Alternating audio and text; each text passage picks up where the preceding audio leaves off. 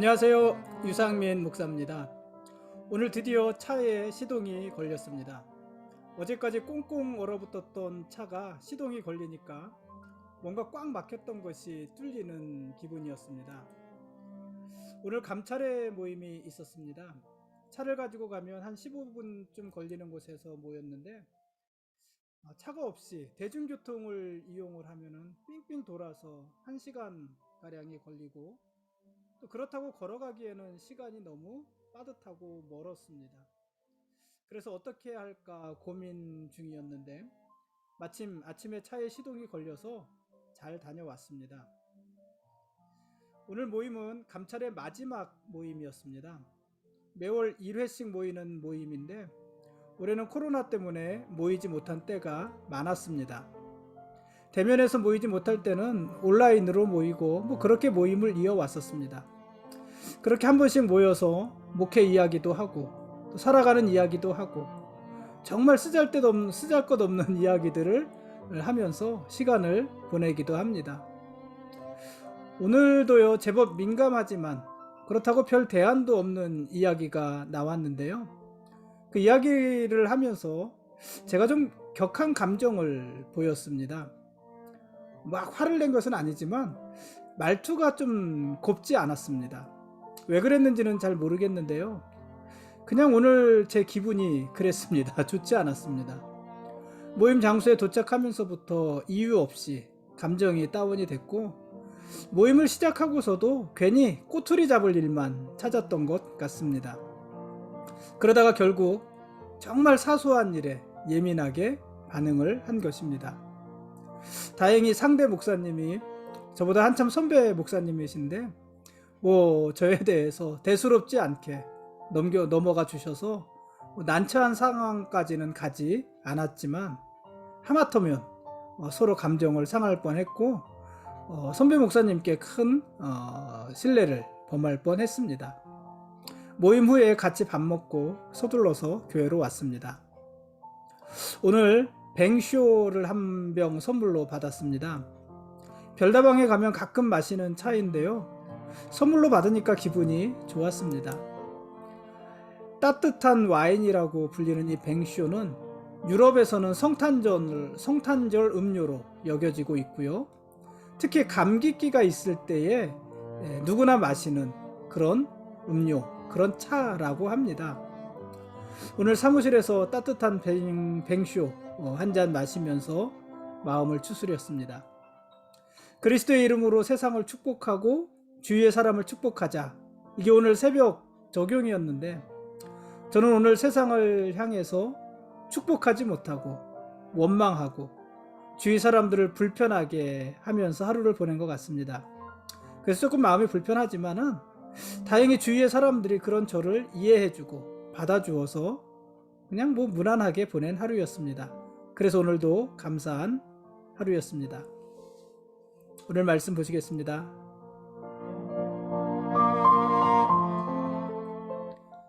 오늘 읽을 말씀은 요한계시록 12장부터 15장까지 말씀입니다.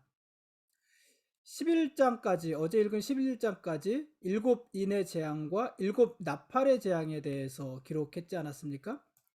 그렇다면 이제 남은 것은 7 대접의 재앙이 남아 있습니다. 그러니까 요한계시록의 내용 자체가 7인, 7 나팔, 7 대접의 재앙, 이것이 이제 큰 줄기잖아요.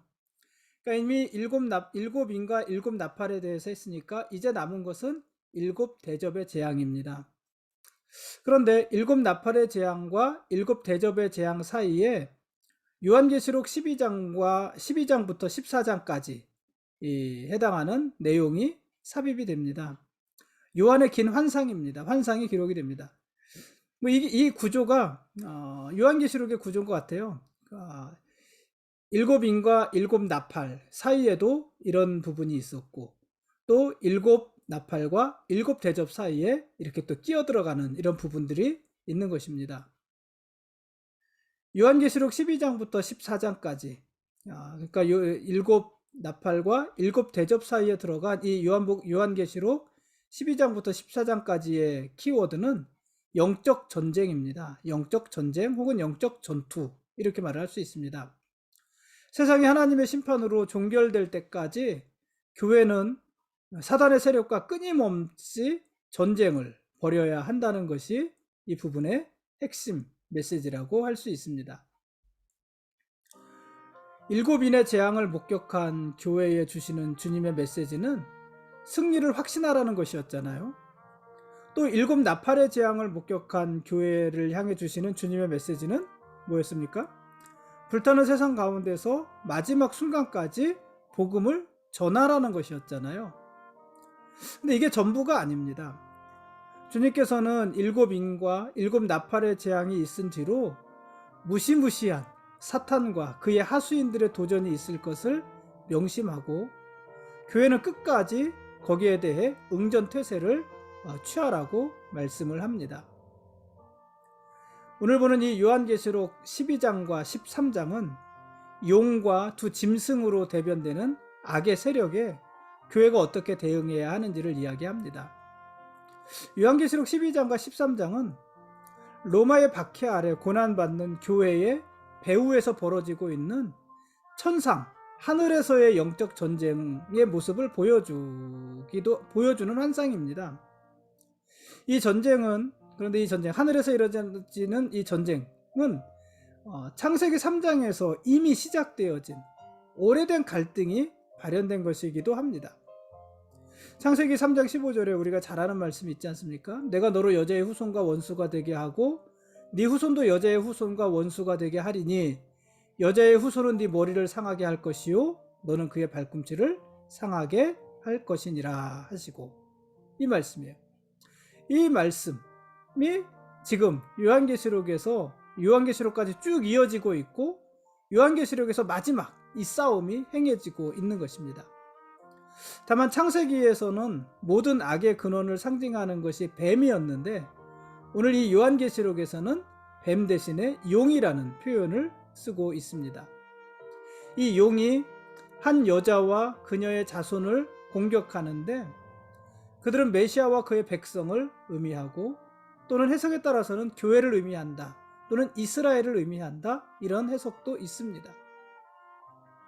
어쨌든 그 자손, 한 여자와 그의 자손인데 그는 또한 메시아이기도 합니다. 이 메시아는 죽음과 부활을 통해서 용을 물리치고 용을 땅으로 내쫓으십니다. 그 후에 용은 메시아의 백성에 대한 증오와 박해를 부추깁니다. 하지만 메시아의 백성들은 비록 죽임을 당할지라도 증오와 박해를 받으면서 죽임을 당할지라도 끝까지 용의 세력에 저항함으로 그를 이기게 될 것입니다. 다음으로 요한은 용으로부터 권세를 위임받은 두 짐승을 봅니다. 14장입니다. 그중 한 짐승은 폭력을 사용해서 정복하는 국가적인 군사력을 나타내고 다른 짐승은 그 힘을 신성한 것으로 높이는 경제적인 선동을 상징합니다. 그리고 이 짐승들은 나라들의 각 나라들의 전적인 충성을 요구하는데 그것은 짐승의 표와 그의 수인 666을 이마나 손에 받는 것으로 상징이 됩니다. 드디어 666 숫자가 나왔습니다. 여기에 대해서는 조금 이따가 이야기를 하겠습니다. 이어서 14장입니다.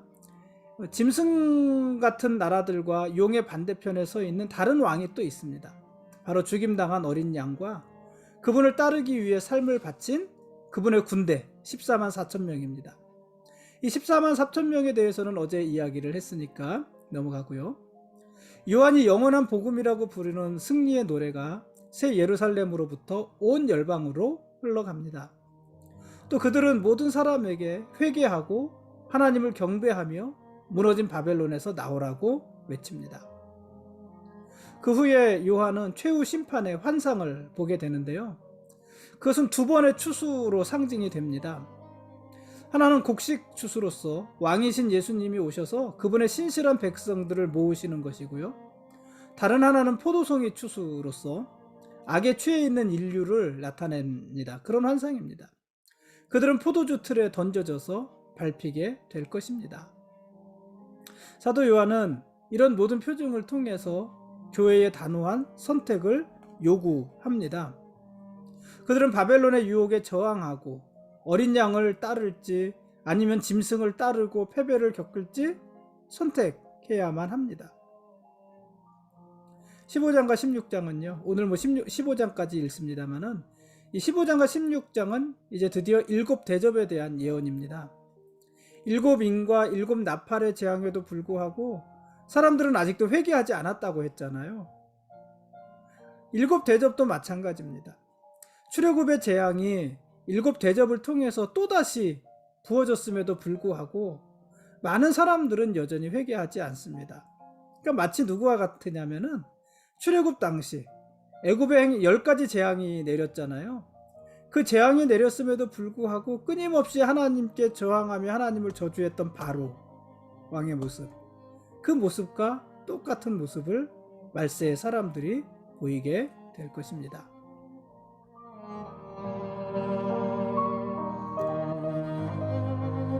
지금까지 요한계시록 12장부터 15장까지 말씀에 대한 길라잡이였습니다. 내일 읽을 말씀은 요한계시록 16장부터 18장까지 말씀입니다. 요한계시록 13장 오늘 읽은 말씀에 짐승의 수 666에 대한 기록이 있지 않았습니까? 교회사에 있어서요, 지금까지 이 숫자만큼 논란이 되었던 것도 없지 않을까, 이런 생각이 듭니다. 굉장히 많은 논란이 됐고요. 많은 논란이 됐다는 얘기는 굉장히 많은 해석이 있다는 의미이기도 합니다.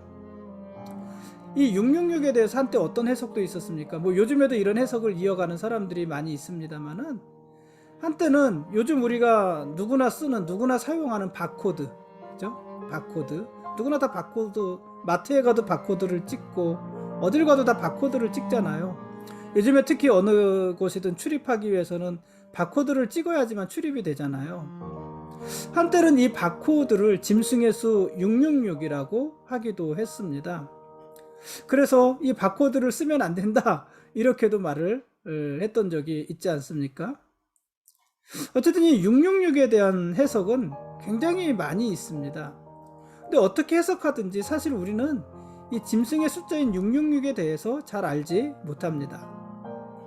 근데 오늘 정통적으로 해석하는 그 해석 중 두 가지 정도를 이야기한다면은요, 이런 해석들이 있어요. 먼저 이 짐승의 표는 오른손이나 이마에 짐승의 표를 받게 했잖아요. 그러니까 짐승의 표 오른 손목이나 이마에, 그 얘기도 이제 이야기 끝에 하도록 하겠습니다만은, 왜 666이 짐승의 숫자일까? 그럼 6 아닌 다른 숫자가 뭐가 있냐면 7이라는 숫자가 있잖아요. 성경에서 보통 이 7은요, 완전을 상징합니다. 왜냐면은 7번째 날 하나님이 세상을 창조하시는 그 일을 완성하셨잖아요. 그래서 성경에서 보통 이 숫자 7은 완전입니다. 그래서 7일은 안식일, 그렇죠? 7일은 안식이잖아요. 그리고 이 3이라는 숫자는 보통 성부, 성자, 성령, 삼위일체할 때 그 3이잖아요. 그래서 이 3은 신성함이나 경건함, 또 영적인 것을 말을 할 때, 상징할 때 이 3이라는 숫자가 쓰입니다. 그러니까 이 7이라는 숫자는 완전수, 하나님을 상징하는 수고, 또 이 3이라는 숫자가 영적인 것, 경건한 것, 물론 이제 역시 하나님을 상징하는 숫자입니다. 거기에 반해서 6이라는 숫자는요, 6은 뭐 전에 6이에요. 7 전에 6이잖아요. 그러니까 여기서부터 여기까지가 숫자가 있는데 이게 7이에요. 이 7이 완전한 숫자인데 6은 여기까지밖에 못 온 거예요. 그러니까 7까지 가지 못한 거예요. 7에 이르지 못한 숫자. 그 숫자가 6입니다. 그러니까 7에 이르지 못했다는 얘기는 완전함에 이르지 못한 숫자고, 완전함에 이르지 못했으니까는 타락한 숫자, 그리고 악한 것을 의미하는 숫자가 6입니다. 그리고 숫자 6은 오류의 수이기도 합니다. 그런데 그렇게 타락한 숫자, 악을 상징하는 숫자가 6인데 그 6이 3개나 있잖아요. 3개나 연속으로 666 이렇게 있잖아요. 근데 이 3개는 뭐라고 그랬어요? 3개는 경건함이나 영적인 것을 상징하는 수라고 그랬잖아요. 하나님의 수, 삼위일체, 그러고 그랬잖아요. 그러니까 하나님 그 완전함에 이르지 못한 숫자 6이 3개가 있는 것이니까는 완전함에 이르지 못했는데 완전한 것처럼 나열한 숫자가 666인 것이에요. 경건하지 않, 경건? 뭐라고, 하나님이 경건하신 분이니까? 경건하지 않은 숫자인데 경건한 것처럼 위장한 숫자가 666인 것이에요. 흠이 있고 불완전한 숫자가 6인데 흠이 있고 불완전한 것을 하나님인 것처럼 신성시한 숫자가 666, 이 666, 666의 숫자인 것입니다. 그래서 이 666은 짐승의 수가 되는 것입니다. 불완전한 것을 완전한 것으로 위장하고 또 하나님 아닌 것을 하나님인 것처럼 꾸민 숫자가 666이기 때문에 그렇습니다. 그런 해석도 있고요. 또 이런 해석도 있어요. 사도 요한이 이 요한계시록을 썼는데 사도 요한이 사용한 언어는 히브리어와 헬라어잖아요. 히브리어와 헬라어.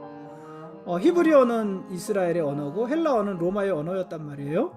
이 언어를 사용했는데 히브리어는요, 알파벳마다 숫자 값이 매겨져 있었습니다.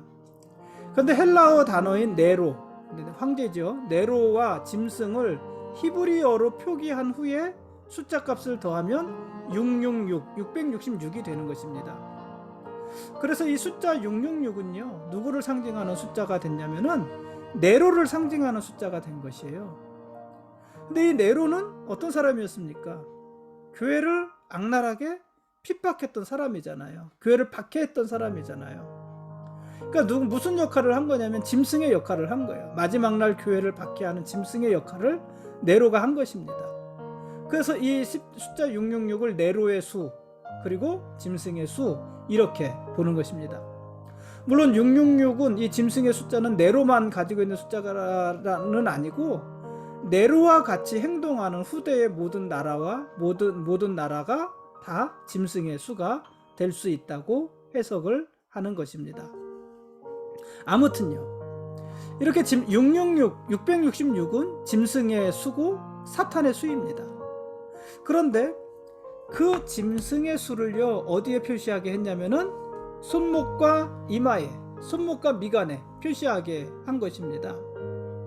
이거는요, 하나님을 모욕하고 하나님을 부인하고 하나님을 대적하는 그러한 행위입니다. 왜냐하면 원래 이 손목과 이마에는 뭐가 있어야 되냐면 하나님의 말씀이 있어야 된단 말이죠. 하나님의 명령이 그랬잖아요. 신명기 6장 8절에 보면은 너는 또 그것을 네 손목에 매어 기호를 삼고 네 미간에 붙여 표로 삼으라, 이렇게 말을 했어요.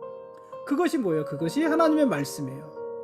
하나님의 말씀을 네 손목에 매어서 기호를 삼고 네 미간에 붙여서 표를 삼으라, 이렇게 말을 했단 말이에요. 그러니까 이 손목과 미간, 이마는 하나님의 말씀이 있어야 되는 곳인데 하나님의 말씀이 있어야 될 곳에 하나님의 말씀이 아니라 짐승의 표를 찍는 것이에요. 그러니까 그것은 하나님을 모욕하는 것이고 하나님을 도전하는 그런 행위가 되는 것입니다. 그래서 짐승의 표이기도 합니다. 여러분, 우리가요, 하나님을 높이지 않으면 하나님은 모욕을 받으십니다. 우리가 하나님을 모욕해서 모욕받으시는 것이 아니라 하나님을 높이지 않아서 모욕을 받으시는 것입니다. 여러분, 우리가 하나님께 순종하지 않으면은요, 하나님께 도전하게 되는 것입니다. 내가 하나님께 도전하겠어, 그래서 도전하는 것이 아니라 순종하지 않는 것이 도전이라는 것입니다. 그것은 악한 일이고 사탄의 일이고 그런 것입니다. 그러니까 우리가 손목과 이마에 바코드를 받고, 아니면 요즘에는 그 바코드를 받는 것 대신에 우리 몸에다가 칩을 심는다고도 하잖아요. 뭐 손에다가 미간에다가 바코드를 받는다거나 또 우리 몸에다가 작은 칩을 심는다거나, 그래서 우리가 짐승의 표를 받는 것이 아니라 하나님을 높이지 않고 하나님께 순종하지 않는 것으로 짐승의 표를 받는 것입니다. 하나님 말씀에 순종하지 않으니까 어디에 속한 자라는 거예요? 짐승에 속한 자라는 것 아니겠습니까? 하나님을 높이지 않으니까 하나님께 속한 자가 아닌 거예요. 어디에 속한 거예요? 짐승에 속한 자인 거예요. 그래서 그것이 또한 짐승의 표가 되는 것입니다. 그러므로 여러분, 하나님을 높이십시오.